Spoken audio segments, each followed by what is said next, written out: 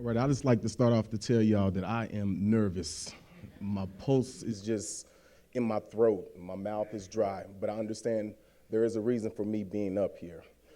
I have the luxury to discuss the fourth statement that Jesus spoke on the cross. You can find this in Mark 15, verse 34, and it reads, my God, why have you forsaken me?" There's two main points that I want to point out to you guys that I got out of this text. And the first one, we'll talk about the relationship that caused Jesus to ask this question to God as he's on the cross. And with my thought process, I'm always asking my wife when we tell me to do something or whatnot, I've always asked her to give me an example. So there is a downfall, but as I'm reading this text, what gave me a better understanding of this, the first thing that I can think about is the first day that you take your child to school, daycare or Head Start. You talk to your child and you tell them, hey, you going to school. This is the plan. I'm going to take you here. I'm going to drop you off. And I need you to be a big boy. I need you to be a big girl. But also know that I'll come back, but it's not when you want me to. So you getting in the car and you going up to the, you getting up to the building. And now, once you release that child to whoever the authority is, that child start realizing, like, hold on, this is not what I'm used to. I'm always with you, Father. I'm always with you, Mom.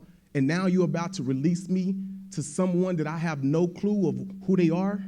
And this is where the rubber meets the road. That child, once you get him in there and the parent is gone, the first thing that child does is do what? They start crying. They start crying. They start asking questions. Mom, Dad, where are you? Don't leave me. Don't forsake me. Don't abandon me. Where are you?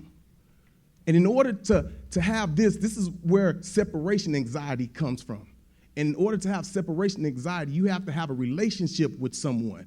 And Jesus explained this when he tells us that in John chapters, John 6, 13, when he talks about that Jesus, that he gave his only begotten son. So we know that there's a relationship between God and Jesus. We got God the Father and we have Jesus the Son. So now we understand the relationship. We understand that there's communication from Jesus and God because he's always praying to him. We understand that God understands, that Jesus understands his expectations of his Father because he carries himself in a different way. We understand that Jesus obeys his Father because he carried out his plan. All right. But as that child is sitting there and crying out, in other words, they're saying, my God, why have you forsaken me? Why are you leaving me? In this time of need, why are you leaving me? But then on the other hand, you think about, why would God leave Jesus? And if he would, why is Jesus up there on that cross? He's up there for you and I. Because he had to understand that there's some things that he had to endure so that we ourselves can say, he didn't go through this. Jesus didn't go through the things with marriage. Jesus didn't go through people talking about him. Yes, he did. Remember, the first thing that he went through was the crown of thorns placed on his head. People lied on him. People betrayed him. His flesh was ripped from his back.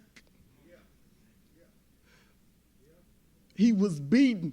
They couldn't recognize him. Then he was placed on a cross with nails in his hands, nails in his feet. Yet he could have came down, but he saw fit to stay on there. Why? Because he knew that he had to obey his Father's plan. So I'm telling you right now, the little things that you're going through, the marriage problems, stay put. We win in the end. Do you understand? You losing your job. People turning their back on you. Stay put. We win in the end. So just understand that God's plan, his ways are not our ways. His thoughts are not our thoughts, guys. There's a reason why Jesus stayed on there. There's a reason why he had to set the example for you and I, that we understand that if he had to go through it, why wouldn't we?